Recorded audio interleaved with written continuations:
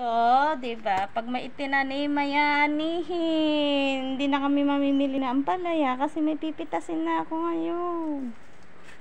Ayan na, pipitasin na namin. Pang ilan ta? Pang 9 na pitas na namin to. Ayun pang kasunod oh. Yun, kaya lang ayan siya oh.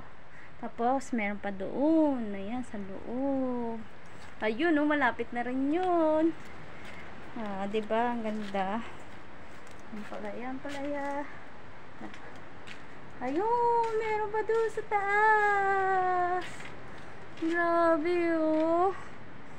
Tapos ayan pa namumulaklak, walang pesticide yan. Natural lang pagkakabunga niyan.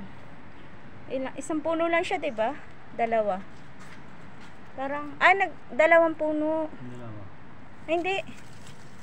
Tatlo, my loves. Tatlo. Isa, dalawa, tatlo. May langgam lang siya. Sprayan na lang ng sabon. Yun lang daw best dyan. Sabon.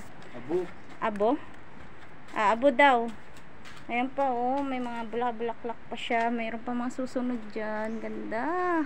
Sarap talaga pag may tanim kang gulay sa bakuran. Libre na. Pwede na yan. Parang alanganin pa. Mga siguro bukas or sa makalawa. Ayun oh, meron na siya sumusunod. Ayan, galing. Ayun po oh. Best talaga pag may tanim ka ampalaya. Hindi ka na kailangan mamili sa palengke or sa tindahan. Natakam ka, diba? Ayan na, sarap. Masarap to kinilaw, ginisa sa itlog, nilaga. Ayan, marami siyang pwedeng gawin. Kahit adobo, pwede siya. Sarap.